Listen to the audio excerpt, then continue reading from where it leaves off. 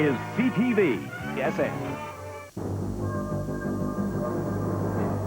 You're watching TSN, the sports network.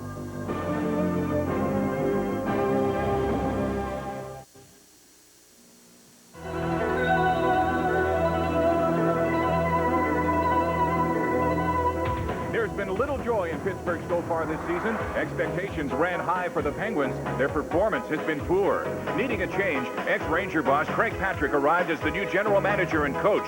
His biggest task, get the superstars going. Mario Lemieux's play has picked up, and his scoring streak stands at 28 games. The Penguins rising to the challenge have played .500 hockey under Craig Patrick. Meanwhile, there's been little to smile about for Vancouver coach Bob McCammon. His squad's toughest challenge, scoring goals. Canuck Gunners have been firing blanks all season. 9 points back of a playoff spot. Vancouver must discover some offense, and they must do it now. Molson, NHL Tonight on TSN. Is brought to you by Molson Export. Nothing halfway about it. X says it all. And by Esso, going that extra mile. This was the scene Sunday afternoon at the House of Pain. Overtime, Gary Anderson with a 50-yard field goal as the Pittsburgh Steelers pulled off the first major upset of the NFL playoff season to advance to the AFC semifinals against the Denver Broncos. Hello, everyone. Welcome to Molson NHL Tonight on TSN. I'm Jim Van Horn along with Gary Green and Jim Houston. Normally at this time of year, the Steelers are long gone from the sports pages here in Pittsburgh, but this year it's a different story. The Steelers got off to a terrible start this year, but through hard work and perseverance, they had a great second half and made it to postseason play, and their Cinderella season continues. The Pittsburgh Penguins can learn a lesson from them. They've had a disastrous first half of the season. They're last in the Patrick division, but only 7 points out of first. They have a lot of ground that they can make up in the second half. And one of the gentlemen who is responsible for helping them make up that ground is the new man in charge. He's the new head coach and general manager, Craig Patrick, and he's standing by with Gary Green. Craig, you've had 13 games to analyze this team. You've clearly pointed out they're not a bottom-place club. Where are they? Well, right now, we're in the 13 games that I've been here, we've played .500. And if we continue to play .500, that's not exactly what I want, but if we continue to play .500, we're in the middle of the Patrick division. And I think we're a better club than that, so I'm anticipating that we're going to be playing better the rest of the year. But it's hard. I have spent a lot of time here analyzing the team, and it's going to take me a while longer to continue the process of evaluating the whole organization. But I feel that we can be at the top of the Patrick division by the end of the year if things all come together like I think they should. A lot has been said about this hockey club's Mario Lemieux and Paul Coffey. They've been targets of attack, not for their talent, but sometimes the question about their coachability. Well, they're very coachable. I've enjoyed the time I've spent with them thus far. They actually search out direction. They want to be coached, and I find them very, very good to work with, very easy to work with, and they've been just great with the team, within the team concept. So I'm real pleased with everything so far. Your defensive instincts right now tell you that this club has got to improve defensively, and also your work ethic. Those are things you've been working on this last month. Definitely. Our work ethic's coming along real well. I'm pleased with the efforts we've had, especially of late. As far as the defensive aspect of the game, we still think a little bit too offensively.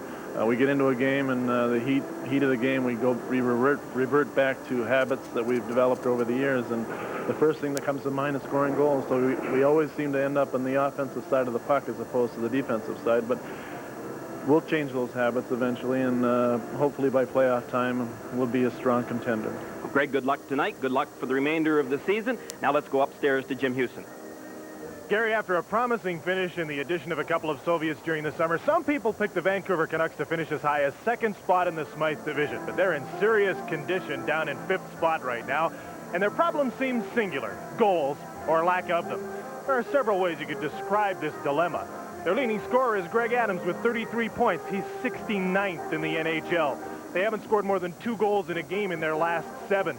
The Canucks scored the fewest goals in the league last season, and they're behind last season's pace. You know, in his 28-game point-scoring streak, Mario Lemieux has been involved in 60 Pittsburgh goals. In their last 28 games, the whole Vancouver team has been involved in just 75. but they're a decent defensive team with good goaltending, and they're in every game. But unless they find a way to bump some slumps or pull some goals out of the air, they might as well board up the net and play for a tie. Jim? Thank you very much, Jimmy. Be sure to join us for our first intermission tonight when we will talk to the most popular player in Pittsburgh, being center Mario Lemieux. And Gary Green joins us for some first period highlights. In our second intermission, we'll talk to the most popular player in Vancouver, that being defenseman Harold Snepps. And we will present you with the TSN All-Star Team of the Decade. That and a lot more coming up from the Civic Arena in Pittsburgh. We'll be back with the opening face-off live on Molson NHL Tonight on TSN.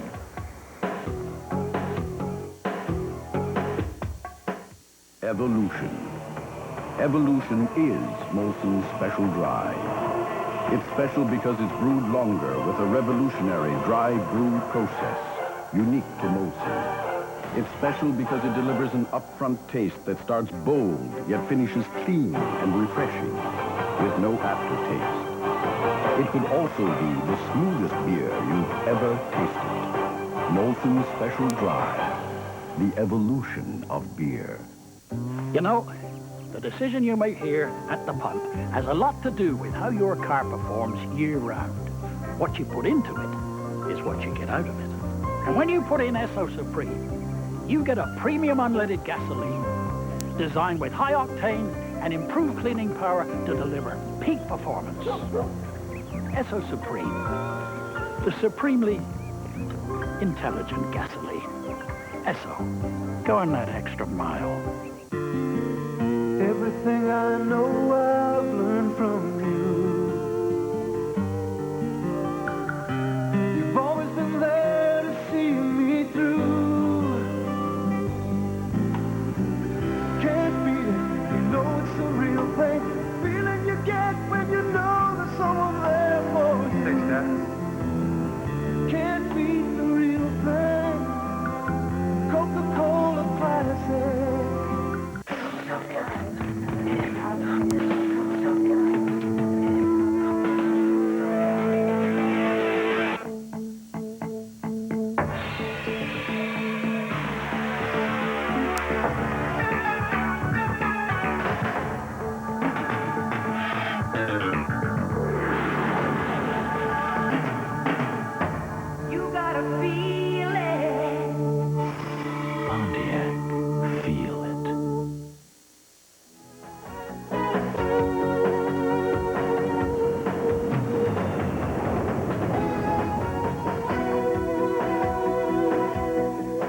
Vancouver and Pittsburgh standing by in Pittsburgh. I'm Paul Romanek here tonight at our NHL Control Center in Toronto, watching all the other games for you.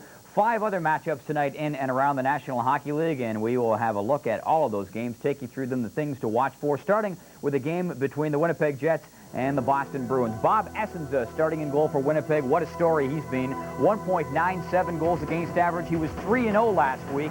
He was the NHL Player of the Week with that great average and great one-loss record. Quebec is playing Detroit. Steve Yzerman is playing very well, even if the Red Wings maybe aren't. Yzerman has 8 goals in his last 7 games. L.A. playing New Jersey. The Devils with 8 wins in the last 12 games, and that has vaulted them up into top spot in the always precarious Patrick Division. L.A. and New Jersey at the Meadowlands. The New York Rangers are playing the Minnesota North Stars. An 11-game winless streak finally ended by the Rangers last night. They beat Washington by a score of 2-1. Had to go back into the books to find the last time the Rangers played this badly. They were 0-8-3 through the stretch. That is their longest losing stretch in 24 years. That's almost as long as it's been since they won the Stanley Cup. Philadelphia playing St. Louis. Philadelphia beat them 6-1 back in October. St. Louis with only 3 wins in the last 12 games. They have been slumping as of late. And that, of course, brings us to our game, Vancouver and the Pittsburgh Penguins. You heard Jim Houston make reference to Vancouver's offense, which has really been inconsistent this year. Vancouver is really struggling under the weight of a lack of offense. They have only 1 win in their last 9 games. That has been tough for them. One big reason why they have only 1 win in the last 9 games is because, as Jim pointed out, their offense just has not been there. They have only scored 16 goals over the course of those 9 games. It's not too hard to believe in that light that they've only won 1 of them, because if you average it out, that is fewer than 2 goals per game. You're not going to win too many. scoring that much, regardless of how good your defense is. Vancouver and Pittsburgh from the Civic Arena. Here's Jim Houston. All right, Paul, and now that we've highly publicized Vancouver's lack of offense, they'll likely hit double figures tonight. Against the Pittsburgh Penguins, their second meeting of the season, Vancouver won the first game 5-3. Starting in goal for the visitors tonight is 31-year-old Steve Weeks from Scarborough. Kirk McLean plays most of the games for Vancouver, but they have a game tomorrow night in Washington, so Steve gets the call tonight. He is 8-8, a lifetime against Pittsburgh, having played them quite a bit when he was with the Rangers in the Patrick division. McLean is his backup. 26-year-old Wendell Young, who was initially drafted by the Vancouver Canucks, is the starter tonight for Pittsburgh. Tom Barrasso is still out with a hyperextended elbow and a rash. This is the first time Wendell has ever played against his former teammates from Vancouver. Barrasso is his backup tonight. The referee for this game is Mark Fossett. His linesmen are Ray Scapinello and Ron Finn. The starting forwards for the Pittsburgh Penguins, as usual, will be Mario Lemieux, number 66 at center. Rob Brown is number 44 in the right wing, and Bob Airey is number 12, who will play the left wing. Coffey and Hillier are the starting defensemen. And the Vancouver Canucks will start Paul Reinhart and Garth Butcher on defense. The forward line will feature Igor Larionov, Tony Tanti, who's moved from the right wing over to the left side for this game, but will actually take the opening face-off, and Jim Sandlak, who plays the right wing. And so this game from the Pittsburgh Civic Arena is underway. Both teams coming off losses. Vancouver lost 4-1 in Detroit on Tuesday, and Pittsburgh lost here 5-2 to the Boston Bruins. Lemieux's in after the puck, and Weeks will clear it away from him. Sandlak on a collision course with Airey. They bump and both go down. Lemieux has the puck going for the net. Lemieux shoots it. Weeks makes the save and holds on as Lemieux came very close to extending that point-scoring streak in the first minute. Well, I know it's easy to say, but if you're going to control Mario Lemieux, you've got to control the stick and the body. Watch Lemieux. He just works his way out of the corner into the slot and then just swings that puck right towards the goal, giving Rob Brown the opportunity to take another whack at it as well. The Penguins are 3 games over 500 during Mario's 28-game point-scoring streak. They were 5 under when he struggled at the start of the season in the first 11 games. So those 60 points have certainly helped.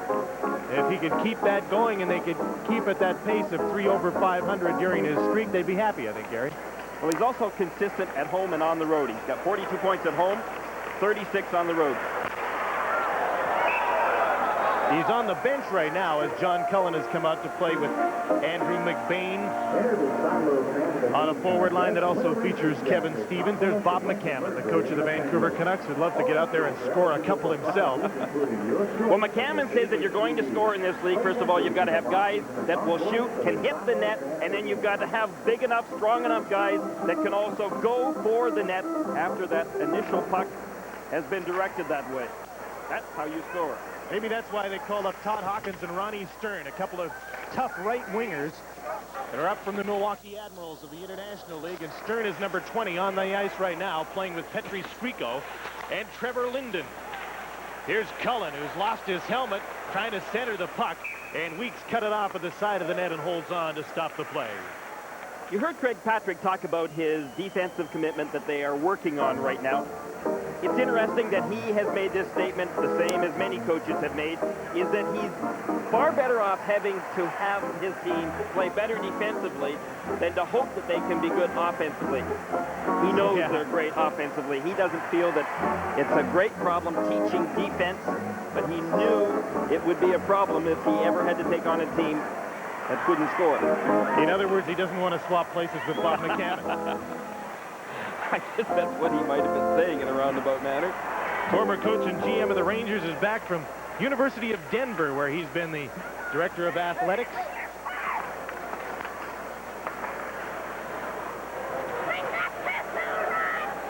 Chasing the puck is Gord Denis, number 5 for the Penguins, and it's an icing call against Vancouver. A sluggish start to the first period of this game in Pittsburgh. Not dressed for the Penguins tonight, only 2 players available, but not in the lineup. Randy Gillen and Jim Kite, 2/3 of Pittsburgh's half of the deal with Winnipeg over the summer. The Vancouver Canucks have a long list of players not in the lineup tonight, including Barry Peterson, who's still at home, hoping to be traded soon. Stan Smeel and Rod Buskus are injured. Lenardin, Bozek, Cox, Krutov, and Stanley are on this trip as the Canucks are carrying 25 players but aren't dressed for this game. Quite a taxi squad. Here's Lemieux. Couldn't set up Troy Loney in front. Already Mario is double shifting, and he'll do that all night. 7 defensemen addressed for Craig Patrick. Lemieux will double shift, playing on 2 lines. Tried to pass the puck to Jay Caulfield. It came outside the blue line, and Coffey brought the puck in offside.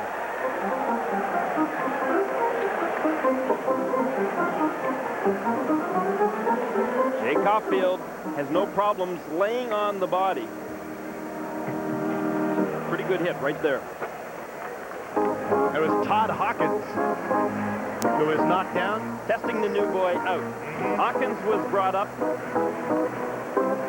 He had 165 minutes and penalties in Milwaukee.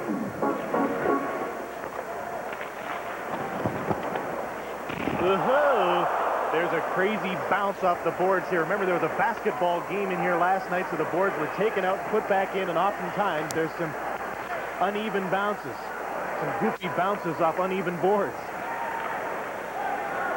Trevor Linden for Vancouver over the blue line, and the Canucks are offside. Doug Smith was offside on the right side. There's Trevor Linden, who hasn't scored in his last 11 games, and there are a few of those streaks in Vancouver. Only 9 goals for him so far this year, and that's not what the Vancouver Canucks were expecting out of Trevor Linden.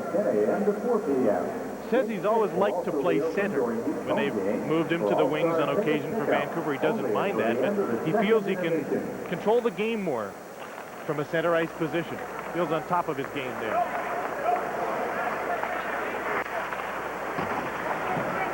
Dan Quinn is number 10 for Pittsburgh, and he sends the puck rink wide, intended for Phil Bourque, who's his left winger. Mark Recchi is a rookie, and number 8, who plays the right wing on this Pittsburgh forward line, as Rich Sutter and Gilbert Delorme collided at the blue line. Trevor Linden fell down. Quinn's after the puck, and he gets to it in the corner. Here's Mark Recchi. Spins around and looks around. Bourque is in front, working against Butcher. They're eyeing each other as though they want to fight. And now Mark Fossett has blown the whistle. And Butcher and Bourque were like a pair of gunslingers in front of the net, waiting for each other to draw. Neither one did, though. Butcher has controlled himself a lot better this year in these situations. But watch Recchi. He's got control of the puck, but watch in front of the net. That's where it all started. Butcher and Bourque looking eye to eye, but neither one of them dropped the gloves.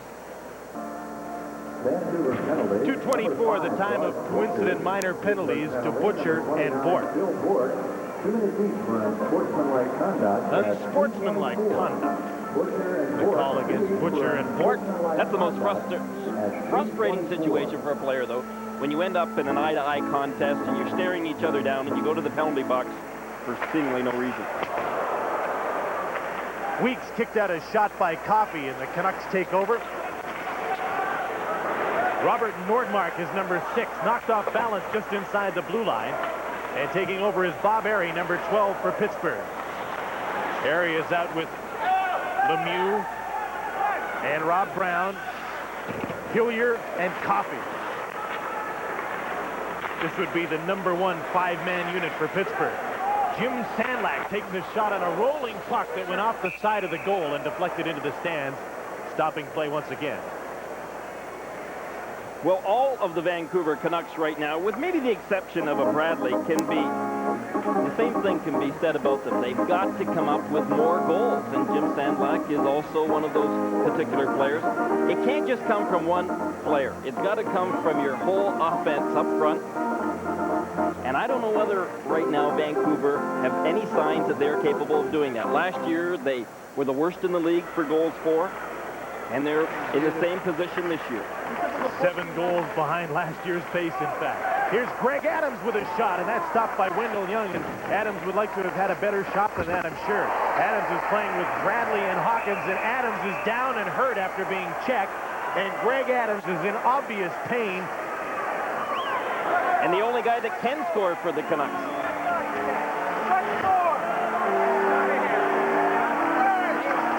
And the Canucks are all after Bob Airy. It was Airy who threw the hit on Adams. Trainer Larry Ashley is quickly out with Greg Adams is still writhing in pain. The Canucks leading scorer is down, and a few Canucks were trying to even the score.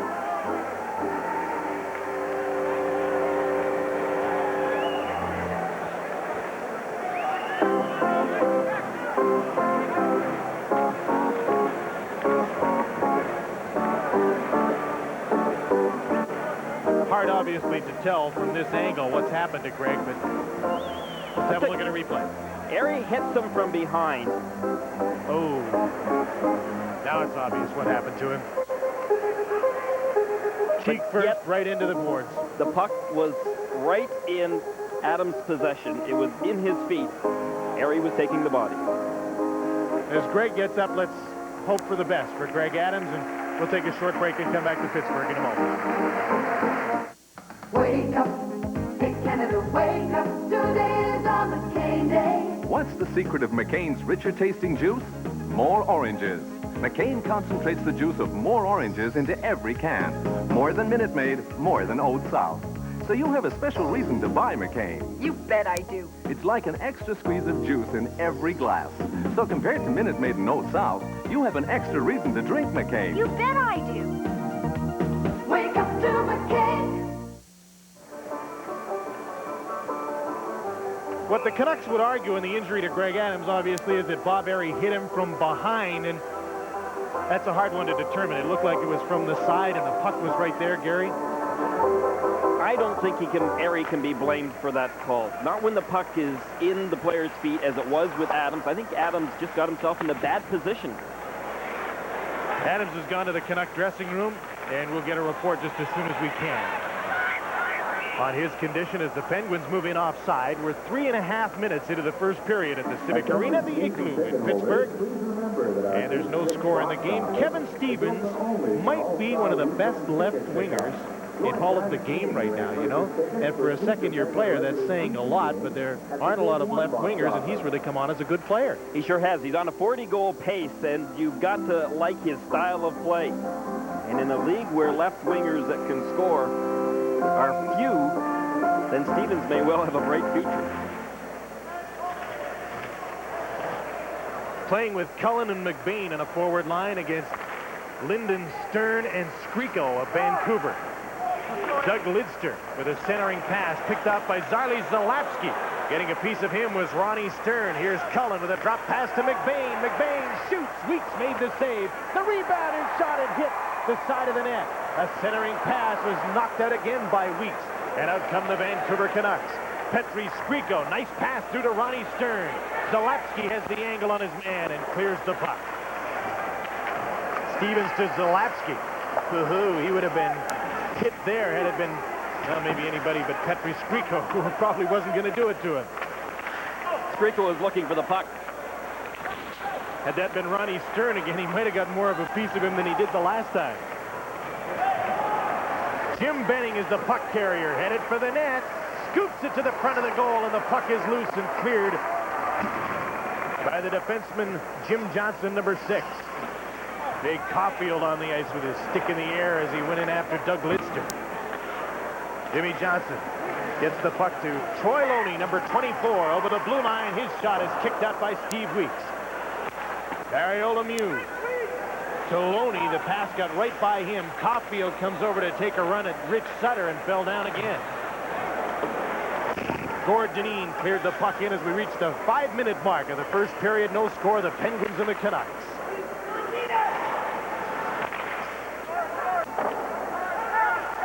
Robert Nordmark, checked by Troy Loney.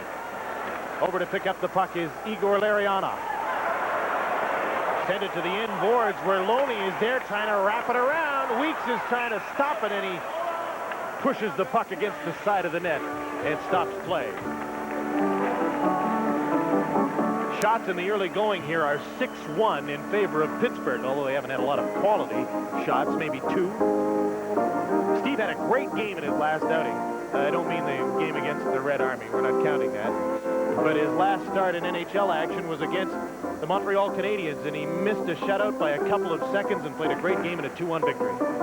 I thought that Kirk McLean maybe let in a couple of soft goals in the Detroit game, and as a result, Weeks has got the start. Now you can bet Kirk will be back tomorrow night in Washington. Two number 10s, Quinn and Bradley, to face off.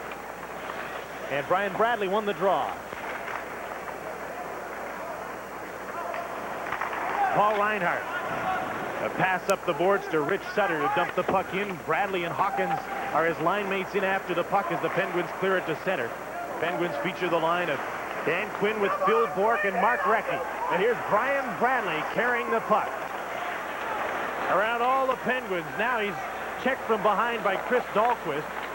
But the Canucks managed to keep the puck in, and there's a fight for it on the boards. Won by Phil Bourque. Butcher and Bourque are at each other again. Had their sticks up at each other and had some words, and then they broke up. Phil Bourque plays the puck back to Chris Dahlquist. The Penguins have 7 defensemen dressed, just as the Vancouver Canucks do tonight. Here's Bourque, takes the shot. Whistle one just wide. Rich Sutter's number 15, leading a 3-on-2 attack for the Canucks to center. Hawkins to Bradley, and the pass didn't connect. Bradley's checked by Recchi. Rich Sutter checked by Coffey. And out comes Bob Airy with the puck, picking up speed at center to Mario Lemieux. Lemieux tried to feed it back, couldn't do it. Coffey's shot, great save by Weeks, and he holds on. And again, the Canucks are after Bob Airy.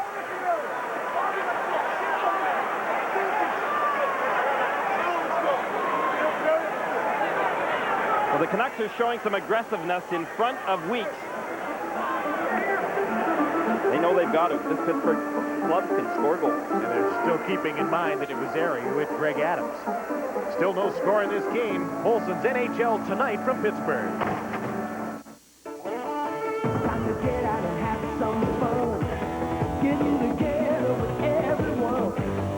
New friends, new sounds going all around. Laughing it up and playing it down with my silver bullet. The right beer now. Right time, right time, right beer, right beer. Right here. Catch the light, bright taste of Coors Light. Hold on to the silver bullet. It's the right beer now. Play is just underway with Bob Airy in the penalty box along with Larry Melnick. 2 minutes each for roughing, and here come the Canucks. A pass to Ronnie Stern. He turned and couldn't get a shot away. 2 men out in front, and the pass went right by Doug Lidster, and the Penguins are 2-on-1. Uh-oh, it's Mario to Brown, and he couldn't get the shot away.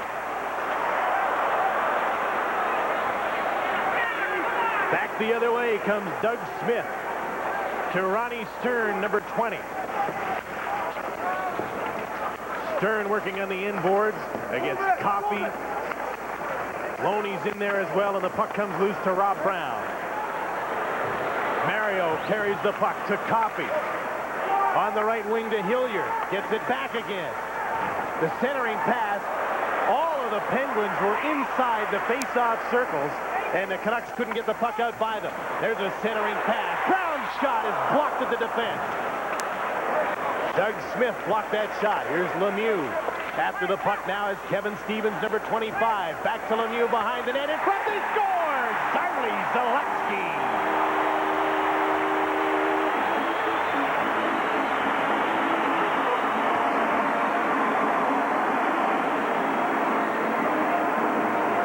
And the point-scoring streak is now at 29 games. Well, watch Mario Lemieux go directly for behind the net. That's his executive office. That's where he likes to set up, and he sure sets Zalewski up. Zalewski knows exactly where to go. Brown is almost a decoy here. Ariel's not going to look for Brown. He's going to look for Zalewski instead. And Zalewski, as soon as he got it, he knew he would be checked quickly, so he shot quickly. Found that top corner. Zalewski from Lemieux and Stevens at 750. It's 1-0 Pittsburgh, and Mario Lemieux now has points in 29 straight games. That is a Pittsburgh club record. But the longest streak in the NHL, of course, belongs to Wayne Gretzky, who once went 51 games. Now here's Kevin Stevens on a breakaway. Great save by Steve Weeks. Kicked out the pads and stopped Stevens. Stevens again to Cullen with McBain. 2-on-2 over the blue line. Cullen holds up, hit from behind and knocked flat by Sandlak, and Cullen is hurt. McBain came straight after Sandlak. Stevens is there as well. Sandlak punched Zalapski in the face with his glove on. Stevens wants a piece of Sandlak, and so does everybody else. Look out.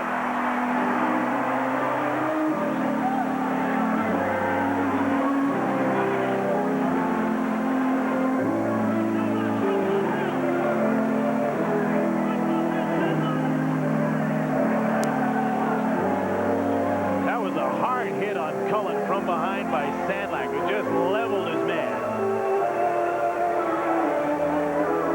Fair difference in size between Sandlak and Cullen. Cullen has his back towards Sandlak and really in a bad position as well. I mean, there was no reason Cullen should have been backing up. Carrying the puck, backing up, waiting for mates to come over the blue line and join him. Here's fair game. This game gets a bit testy. 1-0 Pittsburgh. Lots of other action. Here's Paul Romanek with an NHL update. Well, they are battling in the corners in Quebec and Detroit as well. Rick Zombo, great work in the corner to get the puck out to Greg Adams. And I spy the short side, says Adams. 1-0 for the Red Wings. That is Adams' first goal as a Detroit Red Wing. The other Greg Adams is out of this game, gone to the Vancouver dressing room after hitting his face against the boards when hit from behind. Well, Kevin Stevens had a great opportunity to score for the Penguins, and usually he does score. Watch Stevens. He's going to pick up that bouncing puck off of the Canuck player, walk right in here. He's going to go to his backhand. He thought right at that moment he was going to go to his forehand, then chose differently. He didn't get that puck up in the air. He should have known that Weeks was going to come sliding from his right over to his left and stack those pads. Exactly what Weeks did. Stevens didn't get it up in the top corner. Patrick has lost Andrew McBain for roughing and Kevin Stevens with a 10-minute misconduct. Jim Sandlak is going to the dressing room because he's received 2 minutes for charging and a 10-minute misconduct with 11.5 minutes left in the first period, so he's out of it. So the penalties even up. So Sandlak does get penalized on that hit on Cullen. And McBain is penalized for going straight after him. See Pittsburgh holding the edge in shots on goal here. But Vancouver loses one man, and Pittsburgh loses a pair. 8:28 the time of the penalties, as Mark Flissette explains things to Paul Reinhardt. Should note again, though, if a player doesn't want to get hurt and he's got possession of the puck, he really has no business putting his back towards an oncoming player. Maybe he was protecting the puck. I think he was thinking offense, waiting for some players to catch up. I don't think there's any question in his result. He got steamrolled. Plenty of offense on this Pittsburgh team, and Dan Quinn provides some of it as a good second-line center. Although sometimes I would think it's tough playing behind a player like Mario Lemieux. Well, only shifts get really long sometimes. But yet the players have still been able to produce. There's only Calgary has as many players as Pittsburgh does. They have 10 or more goals. 8 of those players. Pittsburgh's problem, as you outlined with Craig Patrick at the outset tonight, is the goals against. They're 19th in the league in goals against and trying to improve. Leading 1-0 here as Phil Bourque carries the puck. Drops it off for Mark Recchi. Nice pass back to Bourque in front. Nice save by Steve Weeks. Dahlquist fanned as he came in after the rebound. And Brian Bradley, number 10 for the Canucks, takes over. He's with Rich Sutter and Todd Hawkins going through center. Rich Sutter, the drop pass. Reinhardt was in too far, and Recchi is able to get a hold of the puck. Can't move it up to Troy Loney. Bourque's pass to Mario Lemieux. Loney goes for the net. The back pass. Recchi shoots wide. Mario Lemieux now can't handle the bouncing puck off the boards. Nearing the midway mark of the first period, Bradley comes back. Beats Reinhardt, who shot it just wide in the backhand.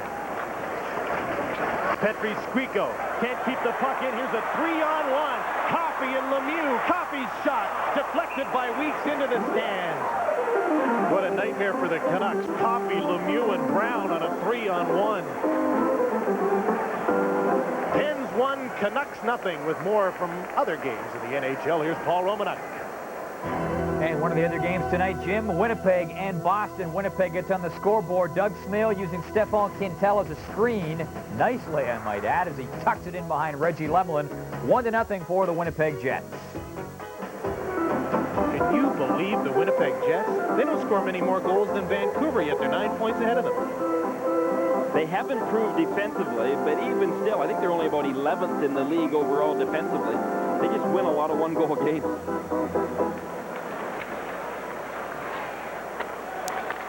Coffey to Brown. Checked by Linden. Into Mario. Randy Hilliard keeps the puck in for Pittsburgh. 9:50 to play in the first period in the NHL tonight, with Pittsburgh leading 1-0. Randy Hilliard, Paul Coffey's defensive partner, trying to keep the puck in and couldn't. Here's Ronnie Stern with Trevor Linden. Takes the shot. Big rebound off Wendell Young, and Linden couldn't get to it. It was cleared by the Pittsburgh defense. Here's Coffey on a rush again. Takes the pass from Airy in over the blue line. Paul centering pass. Brown one-timed it and fanned on it. Just got a piece of the puck and it went wide of the net. Lemieux's centering pass is blocked. Sent to the end boards by Doug Lidster, and the Canucks can't clear it. Coffey's shot. High and off the glass. Doug Lidster off the glass and out with the help of Ron Stern. Shots are now 11-2 in favor of Pittsburgh. The rink has been tilted in the first period. No question. They could be up by 4 goals right now. Larionov to Doug Smith. His backhand shot went wide of the Pittsburgh net. Coffey lofts the puck in the air down the ice, and Rob Brown is in to get it. His back pass went off a skate right to Larionov with Doug Smith. Following up is Tanti with a shot. Deflected right into the glove of Young, and he plays the puck to Cullen. Trying to get around Smith, and he does. John Cullen through center. Zarley Zalapski on the right wing holds up. Caulfield's in front. The centering pass was cut off by Tony Tanti. Tanti to Robert Nordmark, who's moved up. Back to Tanti, and he was checked. Jay Caulfield at center. Bumped off the puck, and the Canucks take over again with just over 8 minutes to play in the first period. Pittsburgh leading 1-0 on Zarley Zalapski's goal.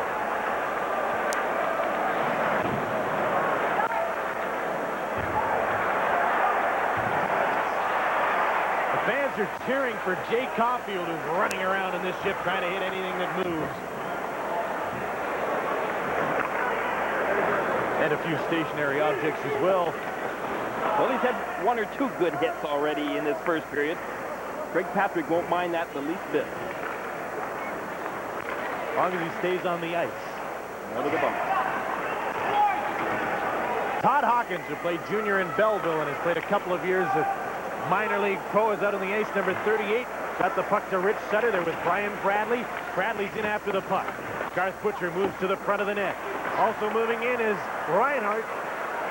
Melnick make that, and Wendell Young made the save on the wraparound by Bradley. Bradley's checked by Dahlquist, and the Penguins get the puck to center. Shot back in by Rich Sutter. And Vancouver will change on the fly with 7 minutes to go in the first period. Bob Airy over the blue line with Mark Recchi. The pass is cut off by the Canucks' Doug Lidster, and he turns it around for Vancouver. Trevor Linden over the blue line. Checked by Hilliard. Coffey gets the puck.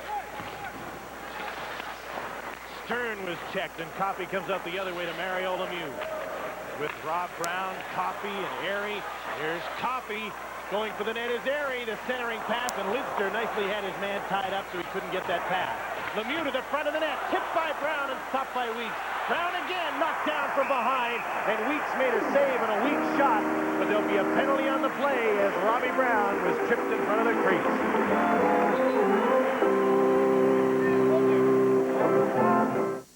The mother has to wash clothes almost every day.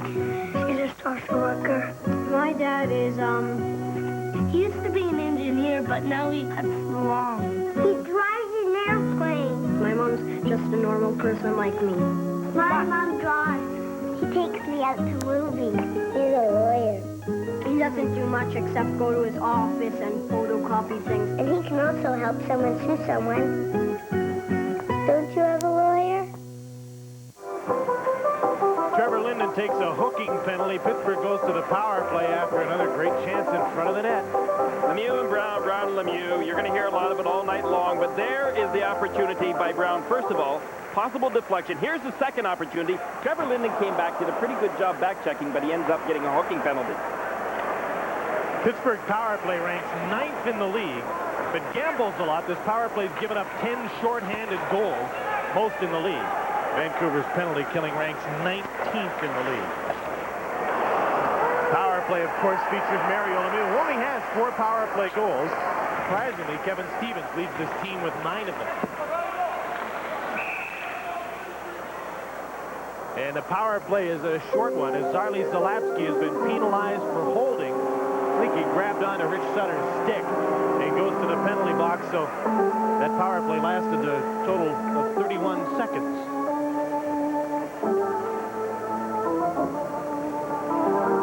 Zalapski for holding.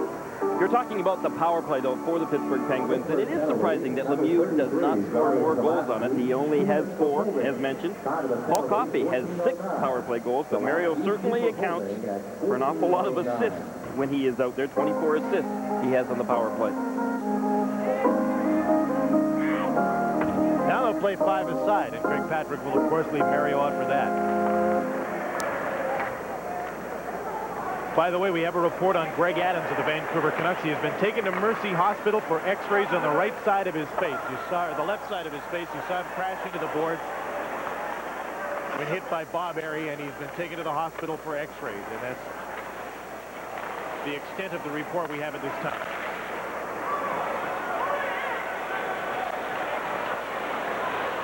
Mario to the front of the net. Weeks cleared the puck away from Randy Hillier, who cut in behind the defense. Petri Skriko.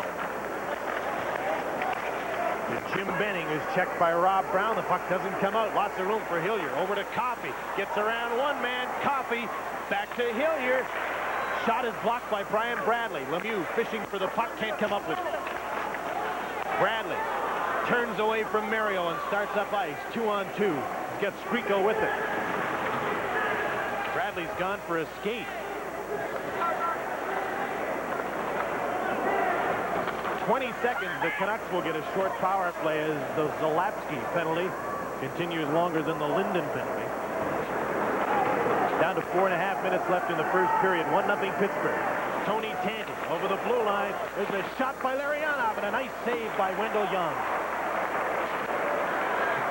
Puck is kept in. Well, bounced outside the line, and Garth Butcher brought it in over the blue line offside. Now 30 seconds left in the Zalapski penalty, and Linden is out of the box, so Vancouver goes to a power play. During that 4-on-4, the Canucks looked somewhat like the Soviets on the 4-on-4 opportunity. They weren't trying to be aggressive at all. They held possession of the puck. They were just circling back in their own end zone and waiting for an opportunity to find some middle ice, as they finally did, and then went for their opportunity. Wouldn't you tend to be a little careful about turning back into your own zone on a team like Pittsburgh that will gamble and forecheck so much?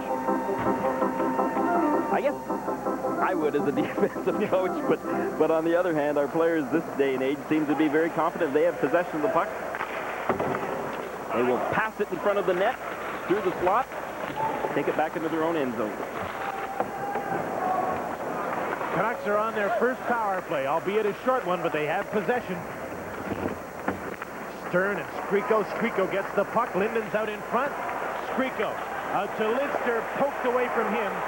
Bob Airy got the puck out to center, and a nice play. And here's Phil Bork, number 29. Zalapski's out of the penalty box. Tanti, poke check Bork. Trevor Linden picks up speed as he carries the puck through center. Ran into John Cullen. Cullen now picks up the puck and starts out with 3.5 minutes left in the first period. His team leading 1-0. Outshot Vancouver 14-5. Todd Hawkins with Sutter and Bradley. The drop pass to Bradley for Hawkins, knocked away by Zarley Zalapski. Hawkins was crunched into the boards by Jim Johnson. Well, they wouldn't move it. So Mark blew the whistle. 3:09 left in the first on Molson's NHL Tonight.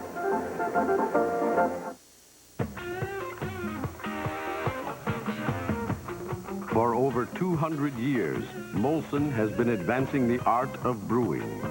New Molson Special Dry. It's brewed longer for a taste that starts big and bold, yet finishes clean and refreshing, with no aftertaste. Molson Special Dry, the evolution of beer. Jim Van Horn spent some time with Mario Lemieux this morning. We will play that interview in our first intermission. Check the scores, and Gary will be along with some highlights of this game, some other discussion in our first intermission coming up in about 3 minutes. Pittsburgh leading 1-0. Zarley Zalapski has the goal, and Mario has extended his point-scoring streak to 29 games. Fourth longest in league history. First 3 places belong to Wayne at 51 games, 39 games, and 30 games. Cullen pounces on a loose puck, centered it to Troy Loney. Bounced up into his equipment. Cullen comes to get the puck.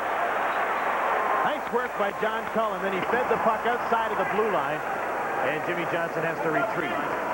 Zalapski gave the puck away to Brian Bradley. Had to hold up with 2 of his mates offside. Garth Butcher is all over John Cullen, who can be a pesky sort of guy for most teams. Here's Jim Benning. Centering pass. Stopped by Young, and the puck goes in as Doug Smith hit it. It looked like Young had made the save. Then it squirted by him, and this game is tied 1-1. Well, Smith really didn't fire that puck by any stretch of the imagination. Watch how it's set up. Benning has control of it as he was going around behind the net. Prior to that, he just threw it out. And look at what happened. You never know. Good play by Benning. I think all of Pittsburgh, including their goaltender, were expecting Benning to carry it all around behind the net before he threw it out. But Benning made a good play. Tossed it out in front of that net into the slot prior to. Smith's third from Benning and Bradley at 17:50 ties this game a 1-1, despite the shots being 14-6 in favor of Pittsburgh.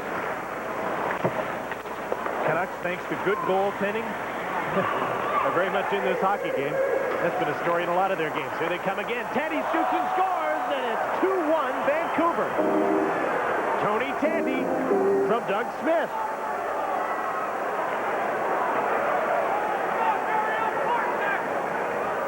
Well, all of a sudden, Vancouver's offense has woke up. Smith gave a little backhand pass to Tony Tandy, and watch the way that Tandy, when he shot that puck, it seemed to take Wendell Young forever to move. Young left plenty of room on his glove side. And number 10, Brian Bradley. Time of the goal, 18-19. Smith and Brian Bradley with his second assist set up Tony Tandy with his 14th at 18-19. 29 seconds after Smith's goal, the Canucks have taken the lead 2-1. Here's Paul Coffey with the puck. Feeds Rob Brown to the front of the net. Lemieux shoots it. Weeks made the save. Lying down across the goal mouth.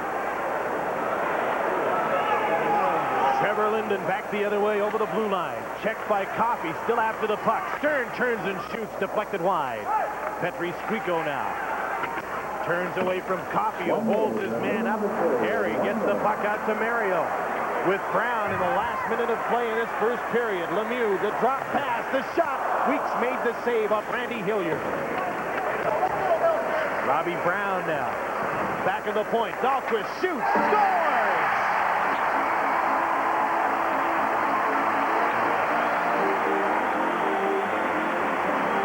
And it's 2-2. Well, Dahlquist shot the puck, but was it deflected in front? There was definitely a number of bodies in front of Steve Weeks. Watch it from this angle. Mario Lemieux is out in front. So is Bork.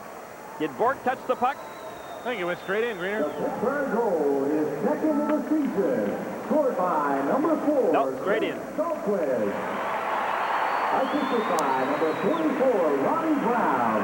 And number 23, Randy Hillier. Brown and Hillier have drawn assists on Dahlquist's second of the season in 1917. The goals are coming in fast and furious fashion here, and it's all tied up 2-2 in the very late stages of the first period. Mark Recchi is carrying the puck now for Pittsburgh to the front of the net. Phil Bork's after it, and it's pinned to the side of the goal by Weeks. There's Bork and Butcher. They've been at each other all through this first period at close quarters again, although Butcher wasn't there initially. Paul Reinhardt was. And the goal scorer out of Lake Superior State College is Chris Dahlquist with his second of the season. You look back on this first period and the number of chances that the Pittsburgh Penguins had that they either blew or else Weeks came up with some pretty good saves. Would make quite a difference right now. Yep. I think that Recchi had a good opportunity. Coffey had a great opportunity, 3-on-1. Kevin Stevens had a breakaway. Those are 3 really blatant opportunities. Down to 19 seconds left in the first period. Looks like a full house here again tonight. They've had 15 sellouts in their first 21 home games here. And another good crowd watching this tie game. Cullen and Bradley at the face-off circle, and Bradley wins the draw, but Cullen goes right after the puck. McBain's shot pulled out of the air by Weeks, and he'll play it. He dropped it, but Mark Fossett had lost sight of the puck. As Cullen he really baited. Gives Butcher what for. Then McBain came in, and Butcher was willing to go after him. Todd Hawkins has Cullen all tied up with one hand. You really have to like the way, though, that Cullen plays. He can handle that puck, and sometimes, as we've seen in this first period, he does so in very dangerous situations, but he is pesky. Hey, he's moving right up on the list with guys like Cicerelli, Tikkanen, and Fleury. The most aggravating players in the league. It's also a good way to stay in the league for a long time. And he's got the skills, and he has the heart.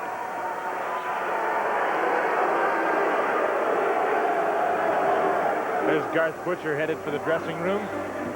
Who's going? Your history. Okay,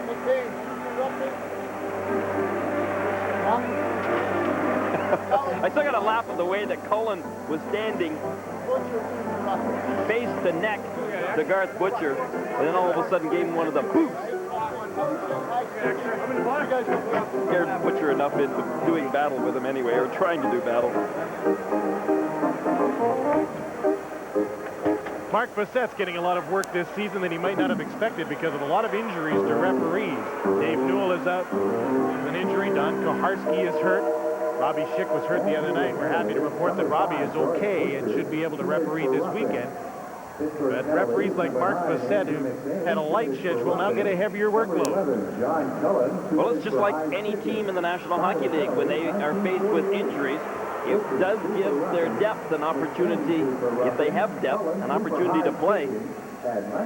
See what some of the younger players in the system can do. It's serving the same purpose for the officials right now. The extra penalty here has gone to Cullen for high sticking. McBain and Butcher got roughing minors, and Cullen has taken a high sticking penalty. So Vancouver is on a power play for the last 10 seconds of the first, and a power play that will carry over, obviously, into the second.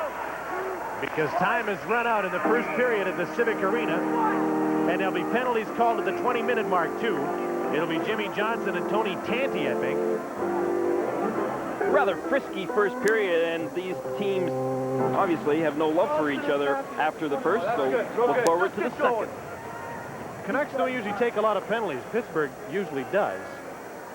2-2 tie after the first period. Jim Van Horn and Mario Lemieux when we come back on Molson's NHL Tonight in a moment. Thank you. When Rich Little takes his show on the road, Thrifty is the rental car he puts it all in. Hey, I save money and I get respect at Thrifty. Thrifty rates are guaranteed worldwide. Rent a Chrysler, 5th Avenue, only $44.95 a day with a 48-hour advance reservation at Thrifty, the official car rental company of the National Hockey League. That's the way it is. Thrifty, lot of car rental company. For incredibly little. Call 1-800-4CARS. You better get ready for the most challenging Nintendo system ever. Ready? Let's do it. The new Power Pack. It's available in Nintendo's new Power Set. Now you're playing with body power. You gotta run, jump, faster, higher. The Nintendo Power Pad puts you in total control. You are the game. You are the power. Now you're playing with power. Body power. Power Set comes as shown with 3 games. Power Pad with 1 game also sold separately.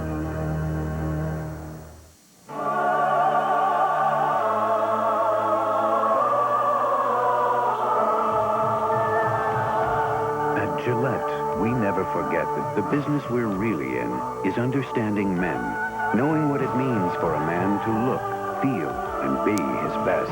On January 28th, Gillette will introduce Sensor and change the way you shave forever.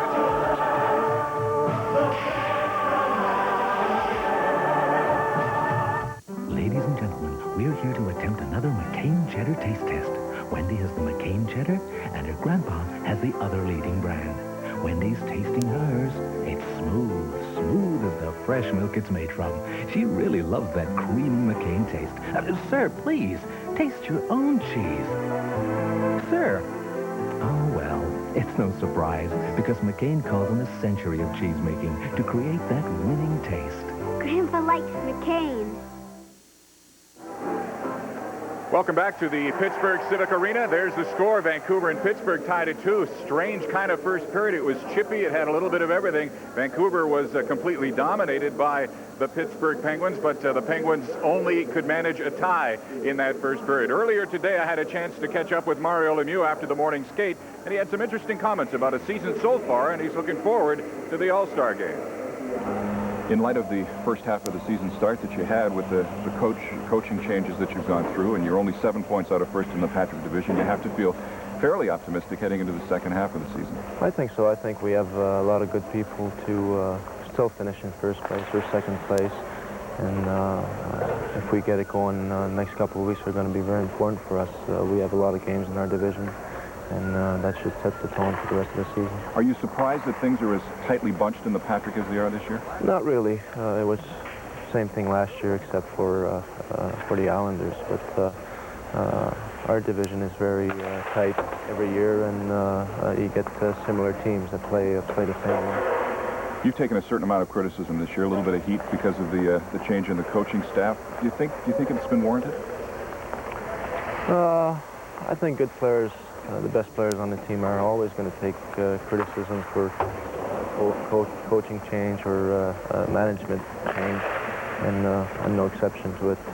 I took a lot of things along with Paul Coffey, and I think it's just normal from our point of view. Look at the 80s. It was the decade of Wayne Gretzky. Do you think the 90s can be the decade of Mario Lemieux? Maybe. I think this team is getting better year after year. And if we can get maybe a couple more players and be a Stanley Cup contender, I think I can do a lot of good things here in Pittsburgh. You're just a couple of weeks away from the All-Star game. It's a great opportunity to showcase Pittsburgh. It's a great opportunity to showcase the Penguins, and it's a great opportunity to showcase Mario Lemieux, because basically you're the host. Yeah, that's going to be a lot of fun to play in this building. I think this city and these fans deserve an All-Star game, and they've been supporting us for the last 5-6 years, really. And it's going to be a lot of fun to play in this building, and looking forward to it. Thank you. It's been a good game so far for Mario Lemieux. He's been on just about every goal-scoring opportunity the Penguins have had, and has extended his scoring streak to 29 games. We'll check in what's going on around the rest of the NHL with Paul Romanek when we come back with Molson NHL Tonight on TSN.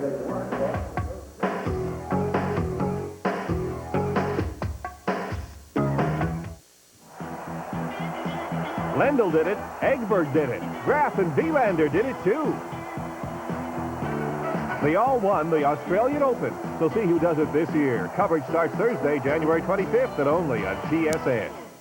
In 1924, Esso opened its first research and development center with one person.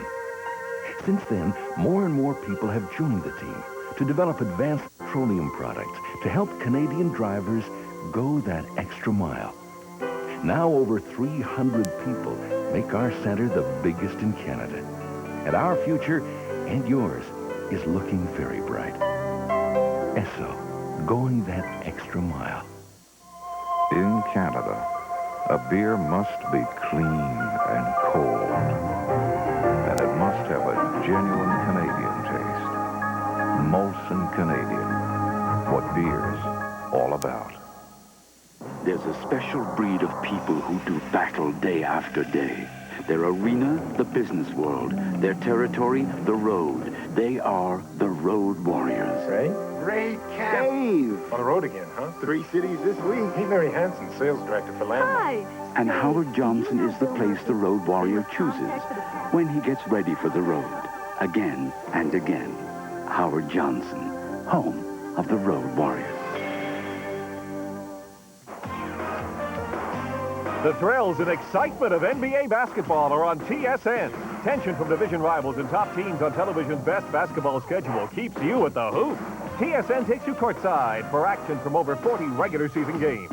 Run with the best, all the way to a world championship. Our season continues when the Philadelphia 76ers battle the Dallas Mavericks live from Reunion Arena. It's the NBA on TSN. The 76ers and the Mavericks, Friday night, 8 Eastern.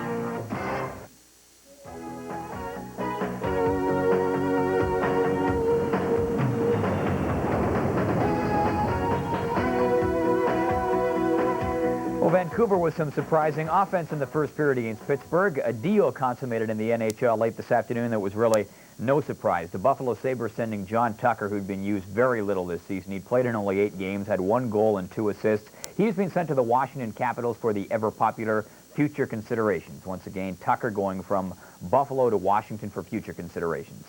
As far as other games in the NHL are concerned, Boston playing the Winnipeg Jets, and we will take a look at some Boston pressure here. They are all over the Jets in their own zone, but look at the Winnipeg transition game. They turn it around, a quick pass, and another quick pass. All of a sudden, it's Doug Smale.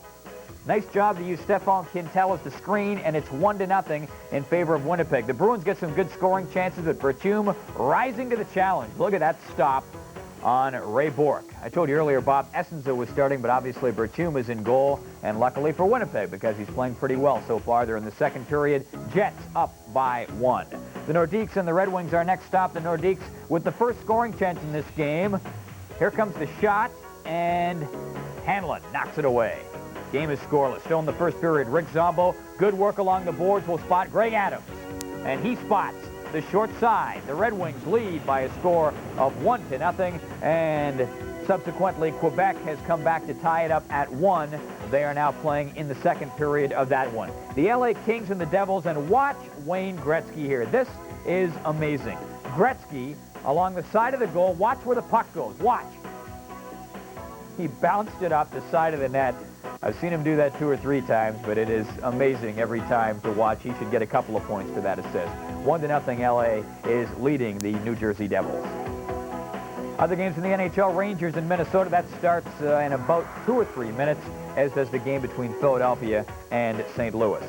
Kind of interesting that Tony Tani scored a goal in the first period of tonight's game between Vancouver and Pittsburgh, because Tony Tani, the subject of this day in NHL history. It was on this day, as a matter of fact, that Tony Tani found himself a traveling man. January 4th, 1983, and Vancouver traded Kurt Frazier to Chicago for rookie forward Tony Tani, who has led the Canucks in goal scoring each of the past 5 seasons. The NHL tonight continues after this.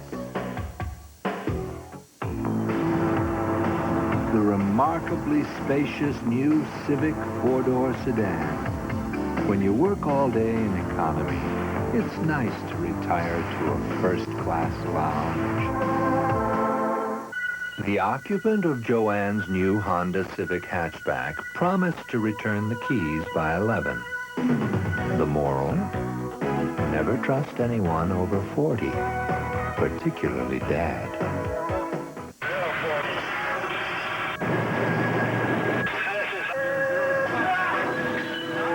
You only get the real feeling by doing it. Live the adventure. 'Twas right after Christmas, that wonderful time when folks drop their film off where they see the sign. With Color Watch, pictures soon will appear with great color up front and Kodak paper back here. Great memories develop when this seals what you see. Without it, bah, humbug, who knows what there'll be. So bring your film to this seal when the holidays end for happy Color Watch memories again and again. How was your trip? Long. Here, I bought you something new. Intimate? It's a mouthwash. Not just any mouthwash. You know how you're always complaining how mouthwash burns? Try this. That's refreshing.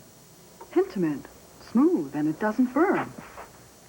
Fresh, my kind of mouthwash. Now there's a new scope. New Hintermint, the new smooth power of scope. So what other delights did you bring? Me. It's a brand of wide-open hockey that only the Leafs can play, and the Capitals aren't about to give up any ground. It's an evening of wide-open hockey with Molson's. The NHL tonight. The Leafs and the Capitals, Monday night at 7:30 Eastern on TSN.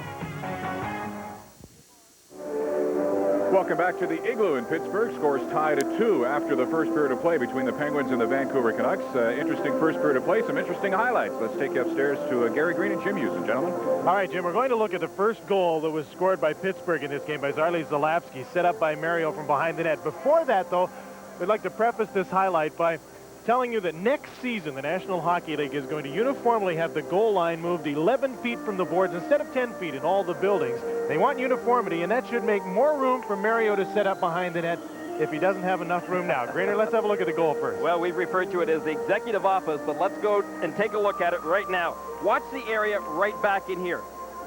Let her go. That's the area that Lemieux likes to set up in. You see he's hovering around there right now.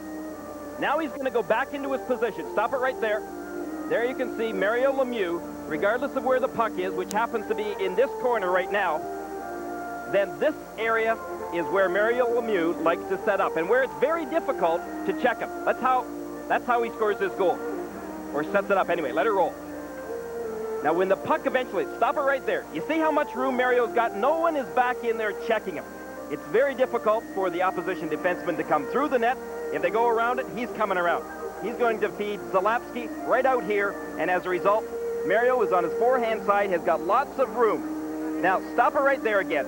Here's the questionable area next year, and the questionable area that we're going to talk about right now, and that is the distance behind the net. From the goal line to the boards, it is supposed to be 10 feet this year. But it's not here. We measured it this morning. In this rink, it's 11 feet, 2.5 inches already. The Penguins have jumped the gun. It's already too much distance. The league knows about it. Have a look at this. You see where the pegs used to be? So they've moved the goal line up a foot. I suspected that maybe they did this in the preseason when they experimented with 11 feet from the boards to the goal line and just didn't move it back. They just left it up there. But what it is an advantage for players like Paul Coffey, who can wheel out and get away from a checker, or for Mario Lemieux, who loves to set up behind the net. It's a great advantage for those players, don't you think? No question, but the Penguins, I found out this morning, have been requested by the league to move it back to 10 feet. But you know, the league also knows about this one, and they know of some rinks that are under 10 feet. There's no uniformity, and I think the general managers, when they find out that all the rinks are different, are going to demand uniformity. Jim? Okay, fellas, thanks very much. We'll take a break and come back with the first period scoring summary and the start of the second period right after this. The way I see it, that coach should have pulled his goalie earlier. I was yelling at him. Well, I was yelling at my TV. My grandson says, Grandma, you're the worst sports fan in the whole family. I tell him I was a hockey mother before you were born, even before there was cable TV. He thinks that was the dark ages. He could be right. Cable TV, bringing it all home. Ladies and gentlemen, we're here to attempt another McCain Cheddar taste test. Wendy has the McCain Cheddar, and her grandpa has the other leading brand. Wendy's tasting hers. It's smooth, smooth as the fresh milk it's made from. She really loves that creamy McCain taste. Sir, please, taste your own cheese. Sir. Oh, well, it's no surprise, because McCain calls on a century of cheese making to create that winning taste. Grandpa likes McCain. Saturday, TSN brings you a weekend of great curling with the richest tournament in history. The top men's and women's teams go head-to-head at the Moncton 100. There's fast action on the slopes. Dual runs have skiers compete against the mountain and each other at the U.S. Pro Skiing Tour. Later, the sound of falling pins means top dollar at the Stellar Bowl in Newmarket. It's a 10-pin competition of the TSN Pins game. Live semifinal action at the Moncton 100, the U.S. Pro Skiing Tour and the TSN Pins game, Saturday on TSN. Zarley Zalapski started the scoring for the Penguins at the 7:50 mark of the first period from Lemieux and Stevens, his third of the year. And then exactly 10 minutes later, it was Doug Smith from Benning and Bradley at 17:50 with his third to tie it at 1. Tony Tanti scored less than 30 seconds after that to make it a 2-1 hockey game for the Canucks. But Chris Dahlquist, less than a minute later, made it a 2-2 hockey game with his second from Brown and Hillier. Pittsburgh outshot Vancouver in that second period, 19-7. But Vancouver starts the second period with the power play. Andrew McBain in the penalty box for 1 minute 48 seconds. Jimmy?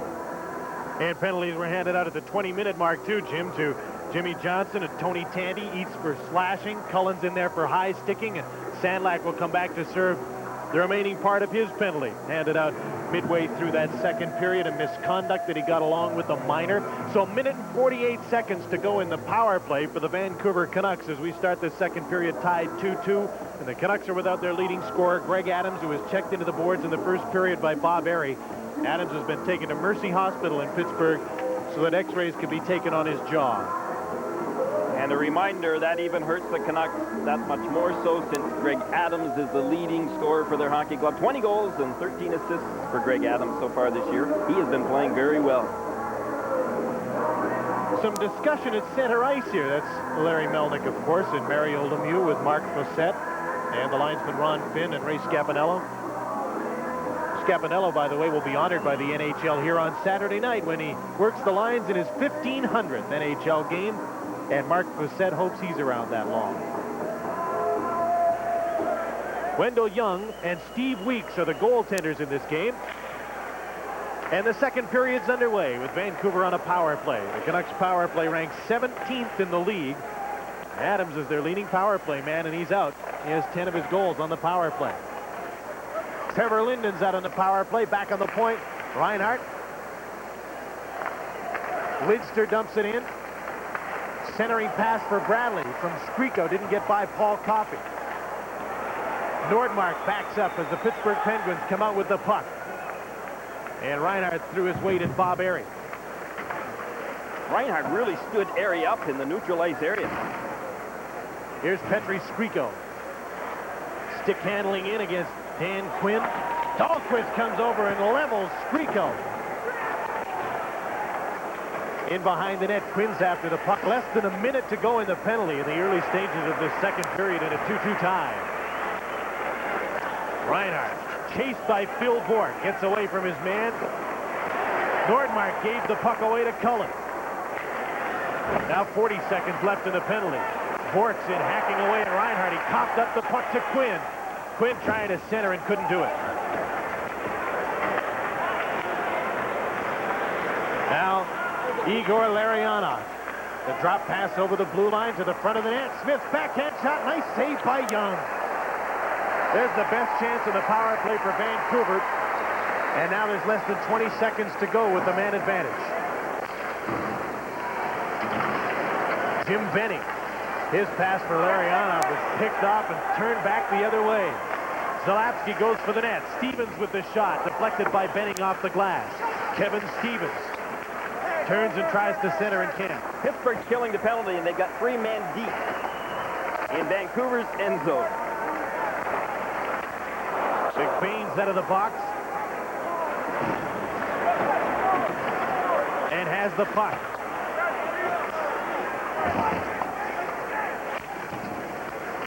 So the teams are at even strength. McBain trying to set up Recchi. Here's McBain again in the corner. Stevens is in front. Recchi's shot blocked by Weeks, and he holds on in the crease. That one kind of paid off for Pittsburgh in one way, however. That is, as long as they did know that that man was coming out of the box. You take a look right now. Stop it right there, and you can see 1, 2, 3 Pittsburgh Penguins all in deep in the Vancouver end zone. trying to score a goal when they're a man short.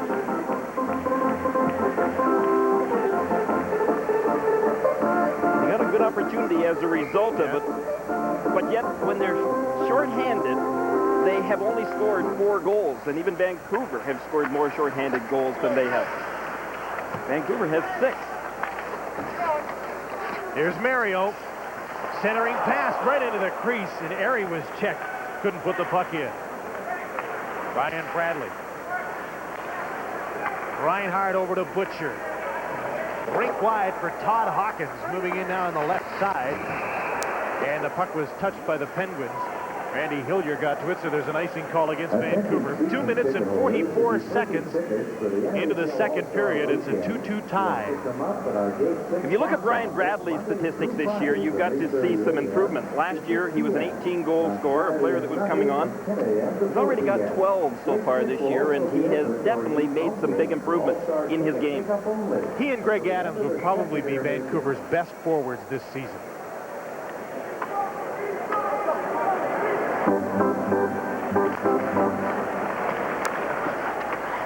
Mario won the draw. Bradley stole the puck, lost it to Coffey. Brown couldn't keep the puck in as he was checked by Brian Bradley. Petri Skriko to Bradley. Tried to tip the puck by Coffey, and he couldn't do it. Randy Hillier's pass for Bob Airy didn't connect. Butcher cuts in behind the net, shakes the check, then lost the puck. Airy's check. But the puck got to Robbie Brown, and Airy, his shot. Nice save by Weeks. And he holds on to the rebound, and Steve Weeks has made some fine saves in this game. That's 21 shots on him now, and he's made some quality saves. Well, Weeks knew coming into this game that he was, without question, going to have to face a lot of shots. A lot of opportunities, and with the big guy, number 66, parked in front of him a good part of the night, and when he's not parked in front of him, as we saw in the first goal of tonight's game, he'll be parked behind him. Yeah. Weeks should have come into this game with rear view mirrors on his mask, and then at least he would be able to control Mario Lemieux. Lemieux oftentimes gambles a great deal, and that's something that Craig Patrick has to overcome. Watch Lemieux right here. You'll see him in this position. Now let it go, and you'll see, well, we'll see it later, but what happened was Lemieux just ended up hanging in the offensive zone, hoping that his teammates would knock the puck and keep it in. His teammates didn't. They lost it to Vancouver. There's a long shot in by Doug Lidster on Wendell Young. Cleared by the Penguins down the ice. Weeks plays the puck for Igor Larionov. His partner from the Soviet Union, Karutov, is out of the lineup tonight as Jim Sandlak hammers the puck in on Young. Young clears it around. Lidster keeps it in. Tanti goes into the corner after it, but Gilbert Delorme cleared the puck to center. Delorme and Dahlquist are the defensive pair as Dahlquist heads through center with the puck, dumps it in, and goes right in after it. Over to Dan Quinn. Loney coming in to help him.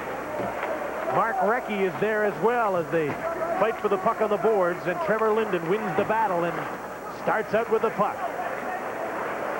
Linden with Skriko and Sandlak heading for the bench on a line change. Here's Linden looking around. He was poke checked. Gordonine got a piece of him. Stern fanned on a shot after the puck was coughed up by the Penguin defense. Stern and Dineen work in the corner.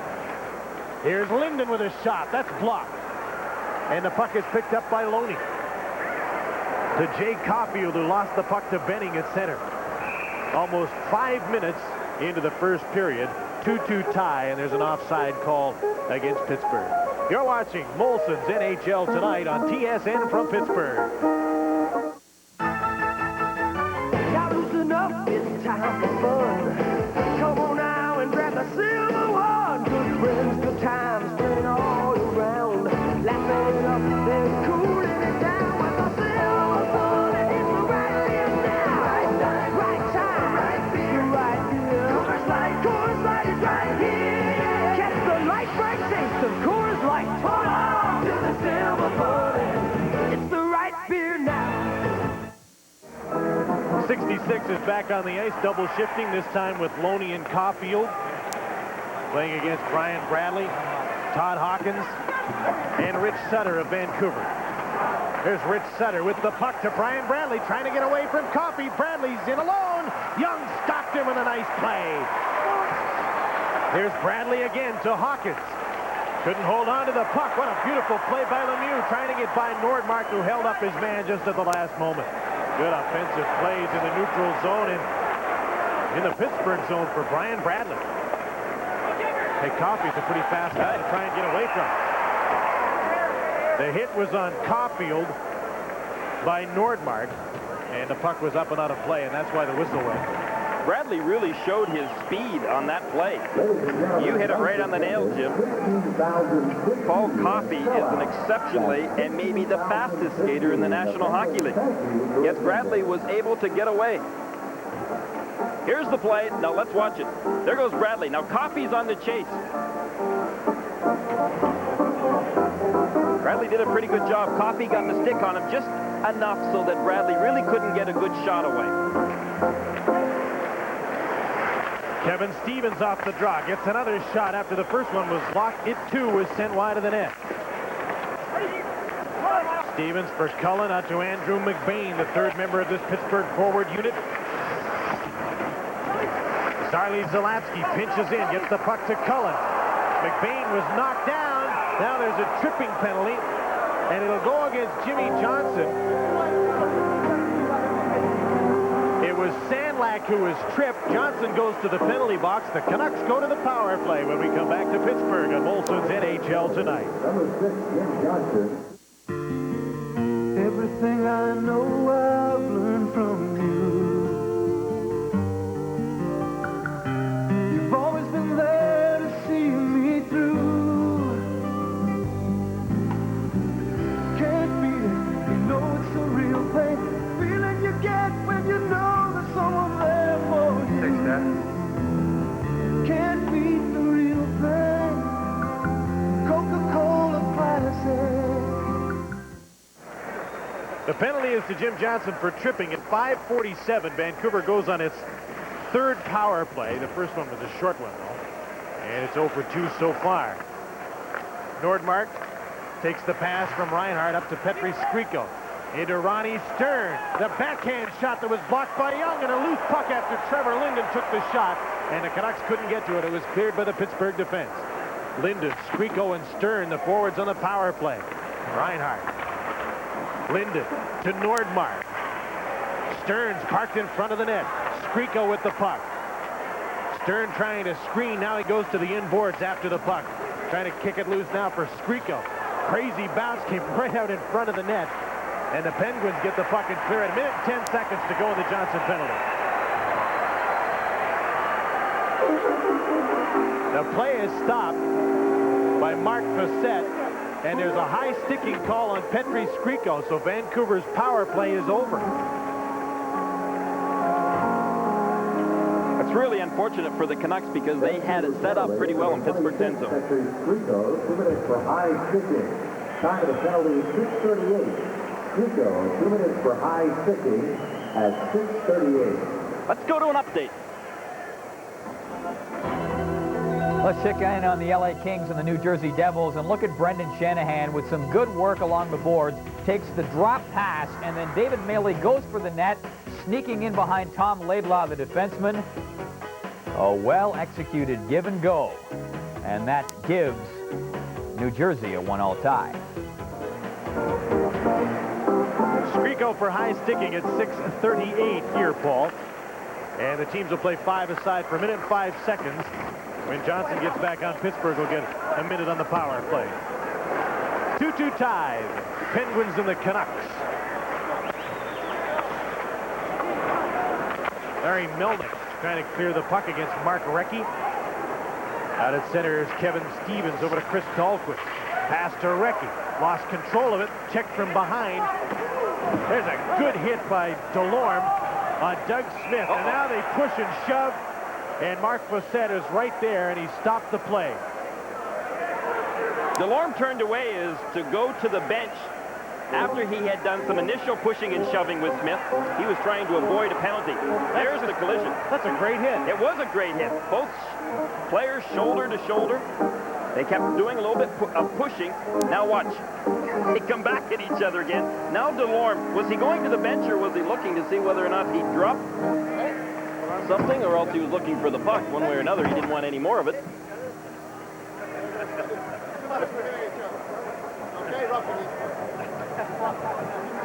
Doug Smith thinks that's pretty funny. Roughing minors to Smith and Delorme. Pittsburgh penalty, number 27, Gilbert. And so neither team will be affected in terms of manpower. 7:09, the time of the roughing minors. At 7:09.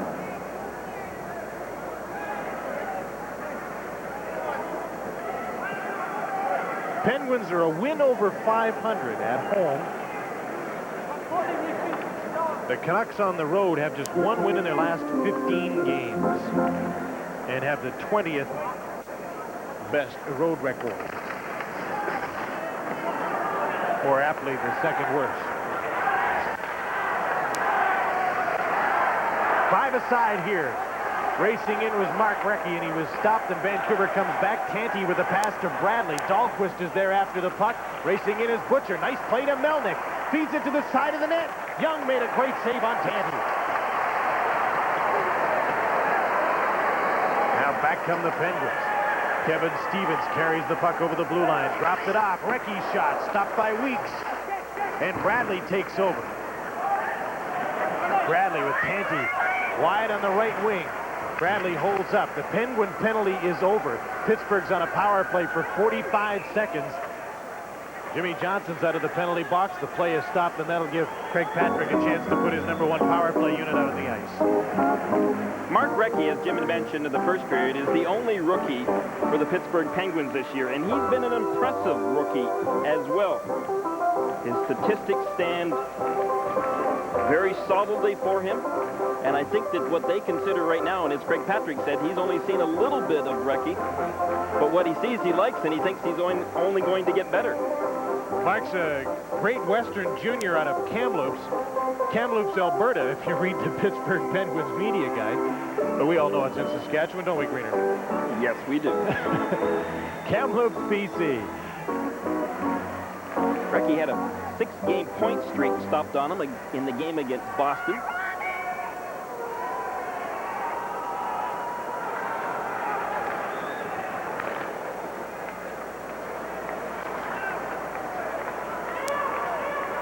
.35 seconds left in the penalty to Petri Skriko. 2-2 tie nearing the midway mark of the second period. I think this is the first shift for Harold Sneps, who's on the ice now for Vancouver. Lidster and Sneps, the defensive pair. Quinn back on the point, gets the return pass. Rink wide for Coffey. Nice pass and a hard shot by Quinn that was blocked, I think, by Sneps. What a great rink-wide pass by Paul Coffey. Pinpoint to Quinn. Couple of seconds left in the penalty. Mario Lemieux fakes the shot. Brown in front of the net. All tied up was Quinn. Skriko's out of the penalty box. The teams are at even in full strength. Petri Skriko kicked the puck up and put a mate offside, and that stops play. Quinn just couldn't get that pass or that stick on the ice.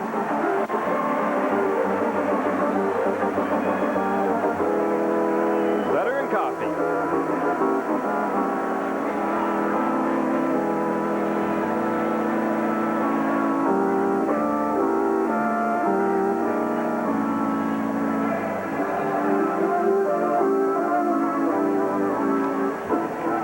One great chance on the power play, and it came on a pass from Coffey to Quinn. Well, take a look at it right now. Here's possession of the puck. There's the pass. Right across the ice.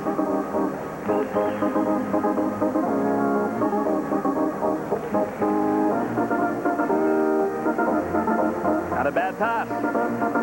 Right across the box. And as a result, a good scoring opportunity. Good shot by Quinn, too. Tough to one-time a pass that's that hard.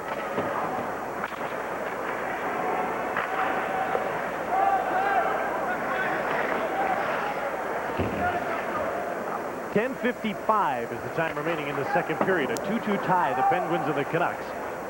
And the Canucks have sent the Pens back into their own zone. Gord Dineen is back to collect the puck, number 5. His pass ahead to Cullen, with McBain and Stevens through center. And Cullen's turned back. Tanti checked him. Tanti, Larionov, and Sandlack are the forwards for Bob McCammon's Vancouver Canucks. Nordmark and Benning, the defensive pair. Nordmark takes a return pass from Jim Benning, moves over center and dumps the puck in. Dineen, the first man back, and he clears the puck to McBain. The former Jet ahead to Cullen, and he didn't pick up the pass. Reinhart couldn't clear the puck. Trying to get control, spinning is Cullen. Drops the puck off for Stevens, in behind the net where Weeks plays the puck. The Reinhart and Larionov and out to center. Past the midway mark, second period, 2-2 tie.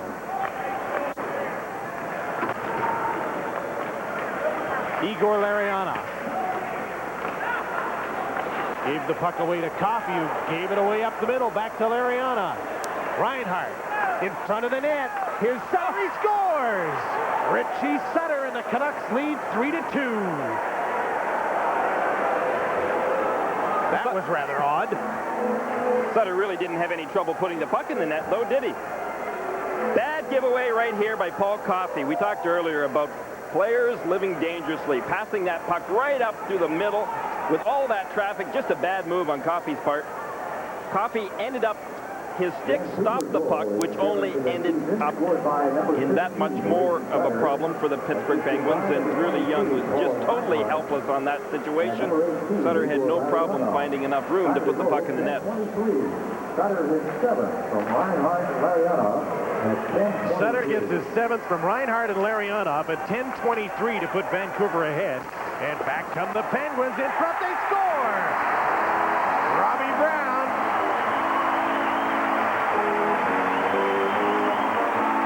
And it's 3-3.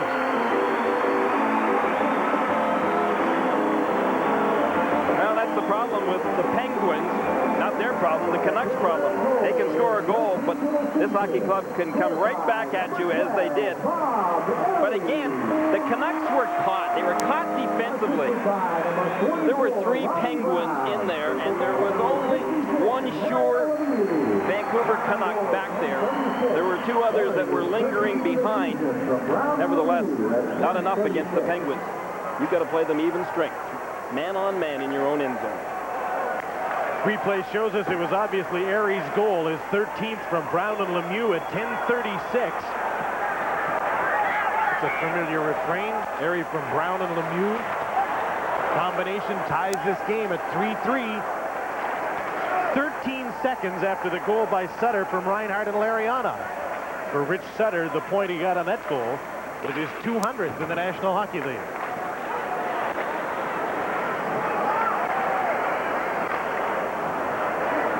.40 now left in the second. Here's Rob Brown. Lemieux feeds the puck back for Erie, and he was tied up by Trevor Linden. Stern and Skriko at center after the puck. Gilbert Delorme comes up to knock it away from him. Here's Paul Coffey going for the net. Weeks stopped his backhander.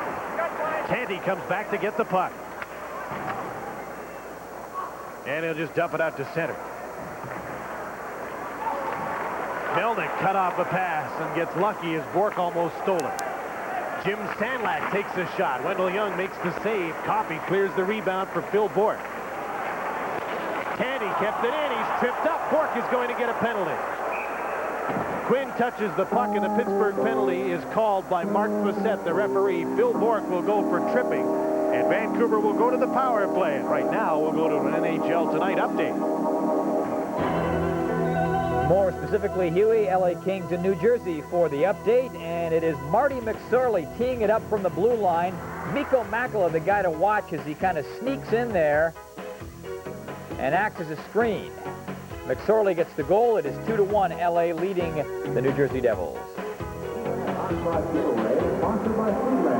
So Bork has gone for tripping Tanti, and Vancouver will go back on the power play. It's 0 for 3 so far with a man advantage. Here's the penalty. Pittsburgh Penguins are the 4th most penalized team in the NHL. Only Washington, Toronto, and Chicago are penalized more. They spend almost 30 minutes a game in the penalty box. And when you look at their penalty-killing record, they sit in the very bottom of the league, 21st. There's a shot by Reinhart off the draw and held onto by Chris Dahlquist, who stops play. Now, that's a deadly combination, Gary. Too many penalties and a lousy penalty-killing unit. There's something to be said there. I mean, if you take that many penalties, I think obviously your odds against killing them off are going to be that much worse. But if you can't kill all those penalties, you better lay off taking some of the penalties. And I think Pittsburgh tend to take a lot of bad penalties. Reinhart to Nordmark. His shot into a crowd went wide of the net. Sandlak was screening in front of the net. Reinhart back to Nordmark. Off the boards, he just keeps the puck in. Tanti back on the point. Nordmark had trouble with it, but kept the puck in. Larionov and Sandlak are also out on this Vancouver power play with 7.5 minutes to go in period number 2. Cullen carries the puck in over the blue line. Still after the puck, and Larionov has it. Half a minute gone in the penalty against Bill Boort. Reinhart to Larionov with Tanti over the blue line. Sandlak goes for the net. Reinhart drops it off. Tanti's shot blocked by Jim Johnson, and he clears the puck down the ice.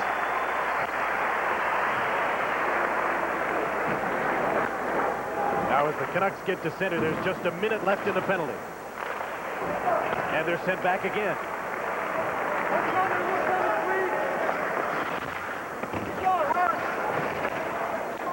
50 seconds to go in the penalty. Skriko with Linden and Lidster over the blue line, and they're offside. It was close. If you can get a guy like Skriko loose out there, then he can be dangerous. But again, Skriko is a player, too, that they need a lot more production out of than they're getting. Only 9 goals for Skriko so far this year.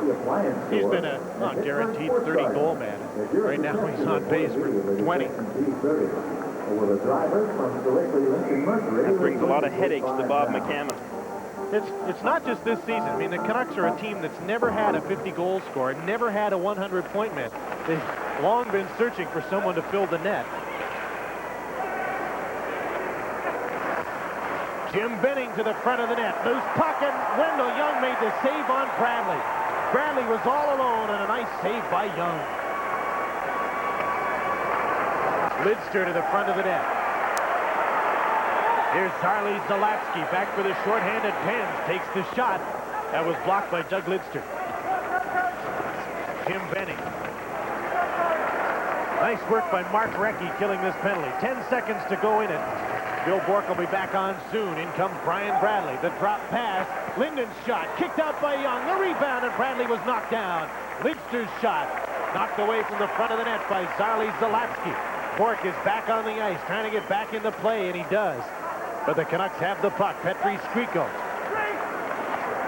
Back pass for Bradley. There to intercept was Mario Lemieux, and he sends the puck up the boards, but not out.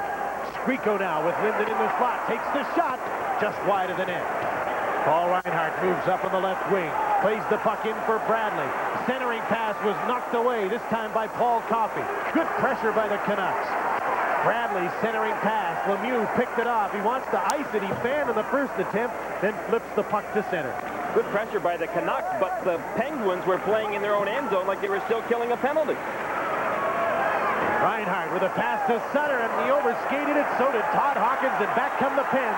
Butcher fell down. Here's Coffey splitting the defense. Held up, and he goes nowhere. Doug Smith and Paul Coffey sparring behind the play. They get their sticks up with each other way back down the ice. But the Canucks are up the ice, taking shots on Young, and he's stopping them. Oh, the sticks are up and the bodies are flying. And now the play is stopped.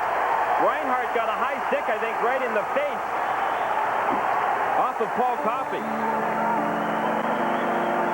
Unbelievable, the stick work that was going on in one short shift. There was Coffey and Smith way behind the play. Reinhardt's stick was up, and he may have hit his head on the shoulder. That could have been. now that we see it on the replay, but boy, the sticks had been up high in the air. Started way back in the Canucks end zone with Coffey and Smith, who I thought were never going to skate up the ice. It's been a pretty ugly game ever since Greg Adams was hurt in the first period. And the Canucks tried to even the score by going after Airy.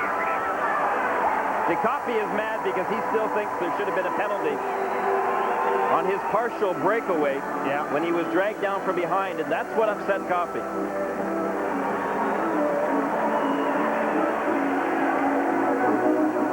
Their leading scorer, Adams, has been taken to the hospital for x-rays on his jaw. And their second leading scorer is sitting on the ice being tended to by the trainer, Larry Ashley. Tough game for the GM to watch, isn't it?